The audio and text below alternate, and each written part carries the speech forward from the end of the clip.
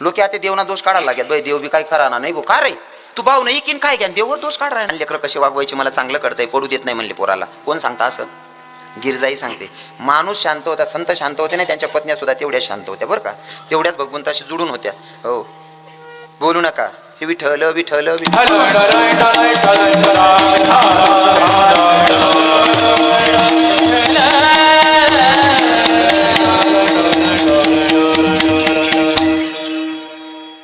माणसाला पत्नीचा सपोर्ट असल्याशिवाय शहाणपणा अजिबात चालत नाही. हो मागे कोण किडा पाडा ना त्यासल्या आवराव, तो त्यास ना बी दोष नाही राहतो. त्यासले ते आपण हातमारी मोड देतीस ना बहिणीवर, त्यासले सिरियल पटणी ते बरं नाही, ते बटन दाबतात चित्र बदलावान सवय. 1 तास वेळ घ्या जाणवाय चित्र बदली राही नाही जाणू असं वाटत तुम्ही त्यासले. हा ना सर्वांना पायपडी सांगस कीर्तन बी एवढं सोपं नाही शे बरं. हां मी प्रत्येक कीर्तनातून सांगतो, कीर्तन एवढं सोपं नाही. या लेकरांना बसवत जा, कीर्तनात आणत जा. कीर्तन एवढं साधं नाही बरं. काय 10वी 12वी नापास बी सांगतात, ते आपलं काम नाही महाराज. आम्ही सुशिक्षित आहेत का रे? हो 10वी 12वी नापास सुशिक्षित आहे. आटे आम्ही डिग्र्या शिलगायशील काय कीर्तने करायला. हां अरे आमचं जाऊ द्या, कीर्तन करावं तुकोबारायांनी, कीर्तन करावं तुकोबारायांनी, कीर्तनात येऊन बसावं राजे छत्रपती शिवरायांनी. ही माझी धर्माची संस्कृती आहे. कीर्तन एवढं सोपं नाही ना दादा. हे लेकरांना बसवत जा माया हो, कीर्तनात आणायची सवय पाडा त्यांना. हां कीर्तन आहे आपलं धर्मानं शेवा, कीर्तन मा जाई बसो, 2 शब्द चांगला ऐकायला भेटत अशी सवय पाडो. मुसलमानना 5 वरीस ना कोऱ्या रोजा धरस, आणि आपला 80 वरीस ना म्हातारा काटकीन दारमा एकादशी रोज उभा राहस. कोणले चांगलं म्हणू मला ते सुधरत नाही. वाईट जरूर म्हणा त्यांना, पण काही काही गोष्टी शिकण्यासारख्या असतात.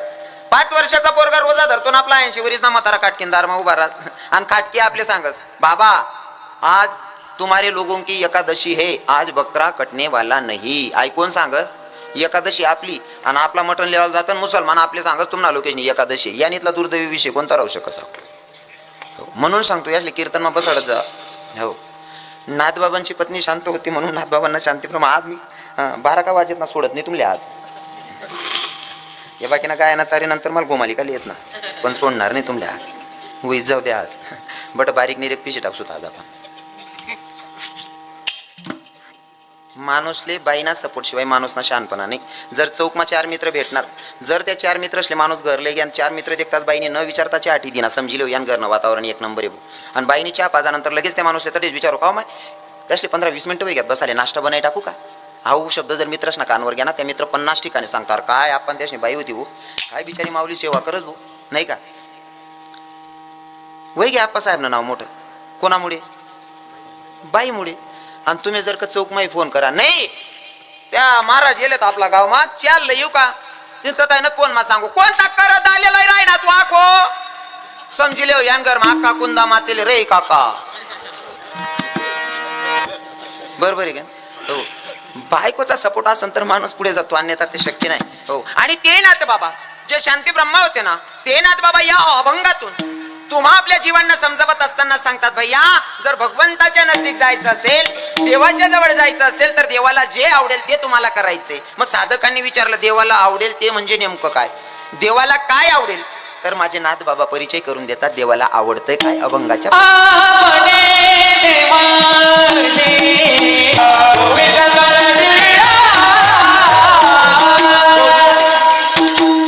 आवडे देवासी तो ऐका प्रकार, देवाला आवडणारे प्रकार संत तुम्हा आपल्या जीवांना समजवताय. देवाला कोणता प्रकार आवडतो, आवडे देवासी तो ऐका प्रकार. मग कोणता प्रकार, नामाचा उच्चार रात्रंदिवस, नामाचा उच्चार रात्रंदिवस भगवंताचं नामचिंतन केलं ना, हा प्रकार देवाला आवडतो.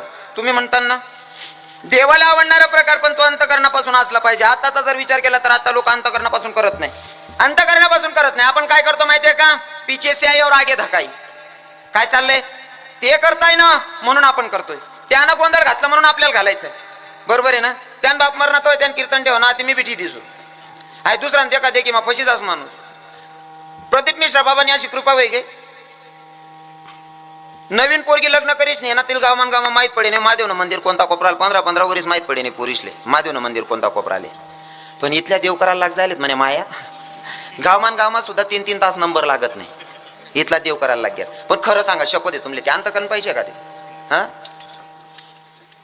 नाही माय जाणं पडीन तिथं तानी गई ना ती आको सांगीन बायास पा आई रोज नाही येत म्हणेशीन जाणं पडीन. आई एकमेकना देखा देखी करा मग काय देव भेटणार शे का. देवांतकरण पायी करा.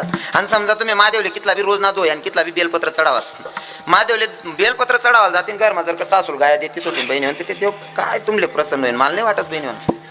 हा सासू जर म्हणत होय नाही हो बहीण जर कब्बरची आठी दे कायम नाही तुमनं तांबा मला मंदिरवर जा येऊ द्या तुम्ही काय तिथला ना मरी नाही जात हो म्हणा. बापरे काय आनंद वाटे त्या महादेवला गोड बघतं दकीश त्याला अशी वाटे शिलगावतून दर्शन काय लावलो नाही जाऊन वाटे. हो तेवढं बरं आहे आकू. हो तेवढं बरं आहे आबासाहेब तुमच्याकडे बठ्या बाया बिचाऱ्या सासू असले वागणाऱ्या होतील. हां तथाण्या बाईच ना सांगा बहिणी म्हणजे जडे तुम्हाला कोण राहत नाही. पहिल्या पायरीपासून परमार्थ करायचा. थोडा वाईट वाटून घेऊ नका, मला थोडा हक्कानं बोलायला आवडतं. मी प्रत्येक कीर्तनात पहिले तर सगळ्या महिला मत कारण तुम्ही आदिशक्तीचा अवतार आहात. पहिले तर तुम्हाला पायपडीसनी माफी मागास अजिबात मनवर लेवान नाही. लेता होणं ते फक्त परिवर्तन करल्या स्वतःवर राग दर्जात नका बहिणीवन. आज ना कीर्तनकार तुम्हाला पोरे आहे तुम्हाला भावी असं समजेशीन बोलत. तुम्ही जर महादेवले दोष दोषने आका गशीशने बी उगेन पी टाका ना तरी सुद्धा बेटावणे जर घरमा सासू सासराले त्रास देतेच होते. मायच्यान कधी भगवंताला जर प्रसन्न करून घ्यायचं असेल तर आमच्या संतांची शिकवण आहे आत्मा तो परमात्मा आहे. जोपर्यंत आत्मा पूजत नाही तोपर्यंत परमात्मा भेटत नाही. बरोबर आहे ना. हो नवरा पहिले पतीनी सेवा करो सकाळी मग उठताच देवदर्शन करा पहिले नवरानं दर्शन करले. पण नवरा बी तसा पाहिजे बा आबरूदार. हा मन बोलणं थोडं जड आहे पण ते सत्यता मांडच बाकी नाही ना. अपेक्षा ठेवतो बायकून मन पाय पडायला पाहिजे. आणि संध्याकाळी आई बनले चिंतरात मायो नेमंतरी येला घेऊ माय आता तास पडा येई का पोऱ्याला दांडणं पडी उचलाले असा जर नालायक होते त्यांना काय पाय पडी बिचारी मावली. हा तेवढं बरं आहे बा तुमच्याकडे कोणी नाही बटा माड करीच येतच तेवढं बरं आहे. त्या उभाटी नाकली राहिलो मी गागर पाडीशी जटे पेवडा राहता तटे बोलाल घाबरस मी विठ्ठल विठ्ठल.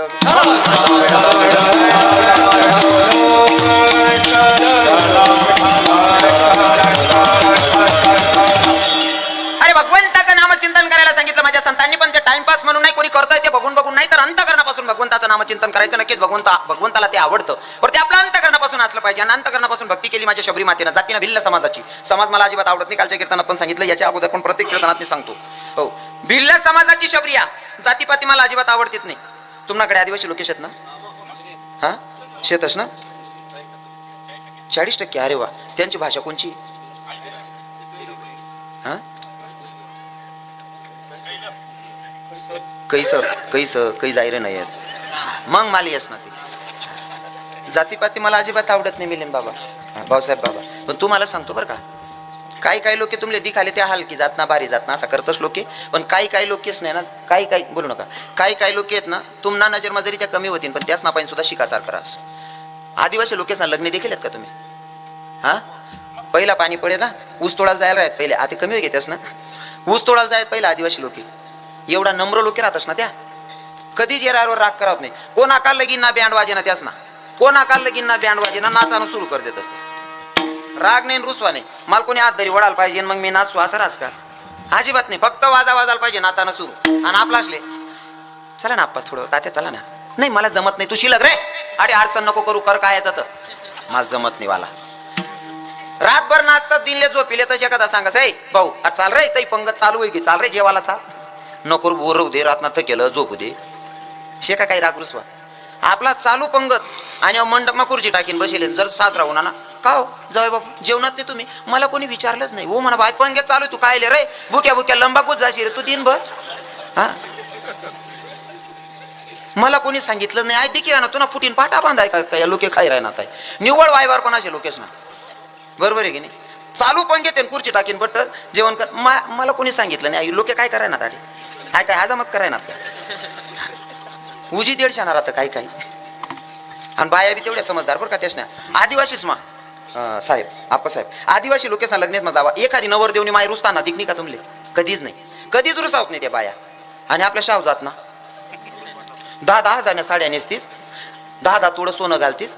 एक माय मी लगीनले जायला तू पंगत माय चालू पत्र वाय होतोय उठीन उभी मंडप ना त्या कोपराले नवरीन माय रावण्या करे नवरीन मावशी रावण्या करे नवरीन काकू रावण्या करे ताई जेवण करल्या ना ताई खाल्या ना माल नाही खाना ऐका उबडी जाईल म्हणतो. तुला असा झटका कस काही राहणार एकदम मी जोडे गो म्हणतात ताई या बड्या बाया रावण्या करा खायल्या ना नाही म्हणे महाराज माल नाही का म्हणतात काय वय ना तुमले मला कोबरान वाटी तरी लाई का म्हणे ओ म्हणा बाप रे हा असंच बोल गेलो वावरशे रे भो हाटे काल सरा सापडीन म्हणतं हा खोबरान वाटी 10 तोडा सोनं आहे 10,000 साडी 5 रुपयान खोबरान वाटीन करता दांगडू घाल देना वाय बारपणाने काय शाव. हा या लोकांना काय घेणं देणं नाही. आपला 8,000 कधी एखादा आली इथलं बी सांगा ना. एक कंडोलने जायला राहतीस ना एखादी जर पिट्टा येईस दुसरी बाई चहा देवा घे ना. आता वैली मोठी नाही बाई बसेल ततानी बाई जर चहा देवा घे ना दुसऱ्यांदा चहा देवा जा नको माय त्या चिकनी लेपास मी काय शे ओ बापनीच तर 2 मिनिटाला फरक पडणार तू मरी चालली तिथला मा अजून तो गरम कप आहे 3 तोंडले बी लायला तिथला मग तू उकडीत जाशी डायरेक्ट. भयान लोक असले किडा पाडान सवय. काय त्या लोके महाराज कधी कोणावर राग नाही रुसवा नाही. येरारले संता बी करले ना तरी राग रुसवा करतात नाही. त्या कितला बी राग करले तसे येरारवर तरी सुद्धा काहीच नाही. जेवणले नाही बोलावं तरी रुसवा नाही. त्यासना एवढा आनंद आहे आपा. आदिवासी लोकांना पहिला पाणी पडणार का मग लग्न चालू आहेत. पहिला पाणी पडे ना तो ना पाणी बी तसा पडेत बा आणि लोके बी चांगला होतात मनीषी पाणी बी चांगला पडेत. लोके आता देवना दोष काढायला लागेल बाई देव बी काय खरा ना नाही भो का रे तू भाऊ नाही किन काय घ्या देववर दोष काढ राय ना. हो बराच लोक सांगतो बरं देव बी काय खरा ना नाही भाऊ म्हणा बापरे आव खरा ना देवले सांग ना देव बी खरा ना नाही बा असं तुम्हाकडे नाही ना असं सांगणार सांग बी नका नाही ते आज ना कीर्तनकार पुरा नीचे कधी बी टिमकी वाज देईन तुमने. पहिला पाणी पडे महाराज तो वारा वादळ सुटेन त्यास ना त्या टोपल्यामध्ये पापड त्या कुरडाया आणि हो त्या आदिवासी लोक चालू साड्या लिहित बिचारा त्या नव्या साड्या नेशील राहत पदरणारा पड जाय पाणी पडे हो आणि त्या पडत पाणी मग पहिले त्या मारुतीले नैवेद्य देवाला जायत हो आणि त्या नैवेद्य देताना सुद्धा देवनाच गाणं म्हणत मिलिंद बाबा हो.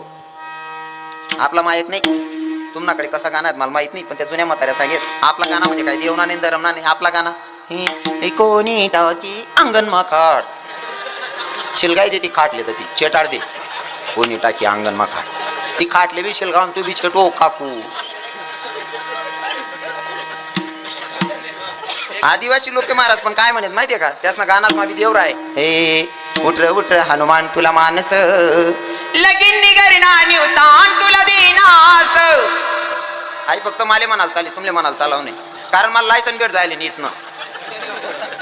तुम्ही जर म्हणत तुमले सांग ओ बापरे या बी असं म्हणाला लागल्या रवी भावानी का करणी कर दिली बुजानू यासवर तुम्ही नका म्हणा नाही ते तुम्हाला येल वका सुद्धा कॅन्सल कर देतील.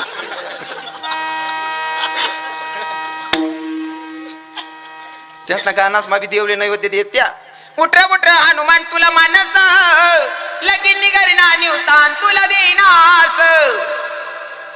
आणि तसा तसा मा त्या टोपला म्हणा पापड हवा आहे उडी जायत हो त्या कुरडाईसवर घाण पडे आणि त्या येरावर सुटे लय नाही पापड लय नाही माये काही फिरण ये बाणड सुरत नाही लय नाही ये लाली बिना लायला माये वय नाही लुगडा बिगडा येच नाही इथलंच सुटील तरी राग रुसवा नाही. आपलाच एक बी शब्द बोला का लगेच राग धरतस नाही का.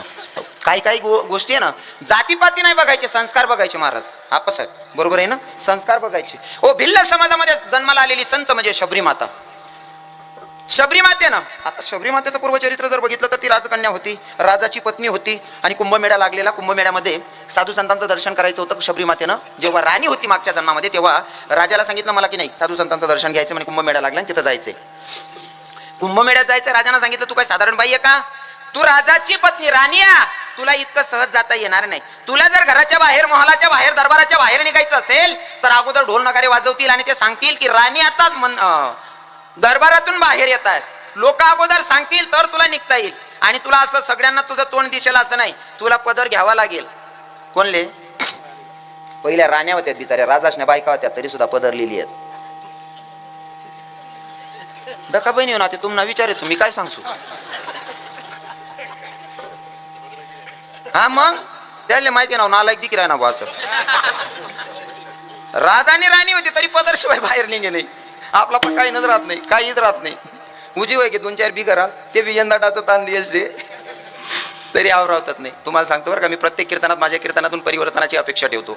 बाई आहे ना जेवढी पदर घेऊन सुंदर दिसते ना तेवढी बिनपदराची नाही दिसत बरं का. माया खेडागावातलं वातावरण चांगलं आहे अजून माया पदर पडू देत नाही पण काही काही सिटीज मध्ये इथलं बेकार वातावरण नाही जायचे बिगर पदर नाही राहतीस बहिणी 10-10 हजार 5-5 हजार साड्या असतीस साडींसंगेच पदर राहा डोक्यावर टाकी लेव बरोबर आहे की नाही. डोक्यावर जर पदर असला ना असं वाटत ना तुम्ही देवीसारख्या दिखतीस बहिणी म्हणून बाईना डोक्यावर जर पदर आहे ना असं वाटत जाईन डायरेक्ट काही मायनं दर्शन लिहिले उभा असं वाटत बरोबर आहे का नाही.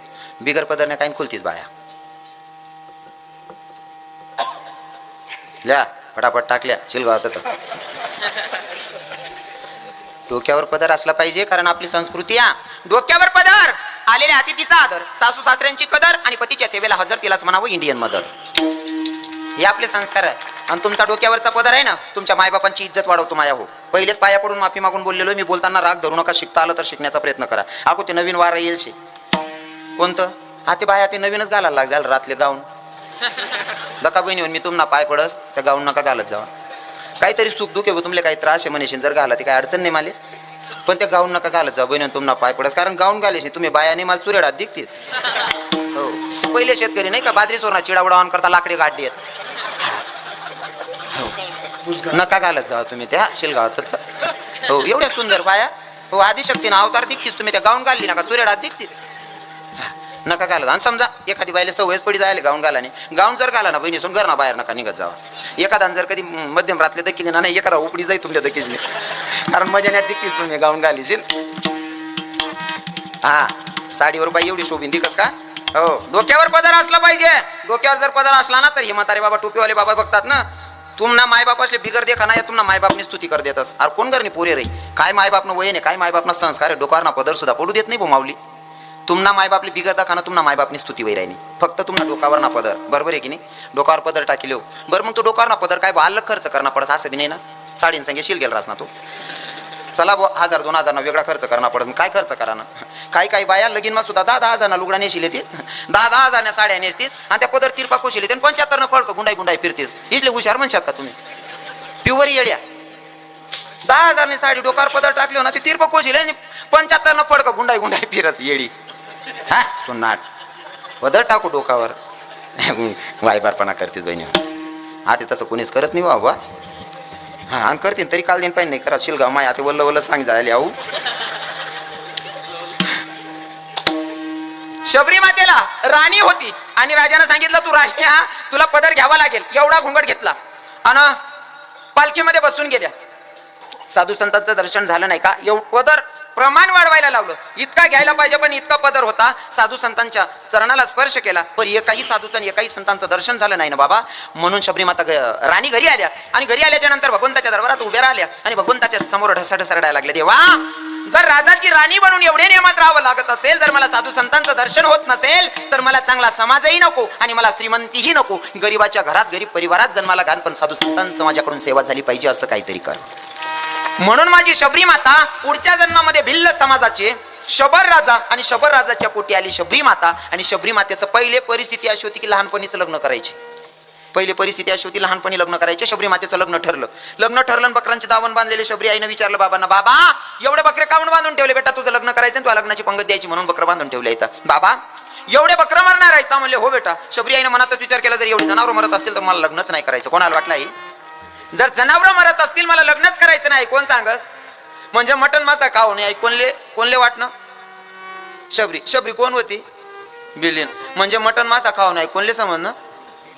असं आहे का बयान लोक हुशार आहेत बा तुम्हाकडे.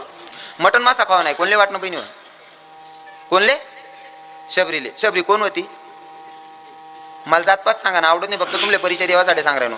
भिल्ल समाजाची शबरी वाटत होतं मटन मासा खाऊ नये बा असं. आणि काही लोक आदिवासी म्हणत असतील तुमले सांगू का. भिल्ल समाजाच्या शबरीला वाटत होतं जनावर मेलं नाही पाहिजे मांस मच्छी खायला नाही पाहिजे.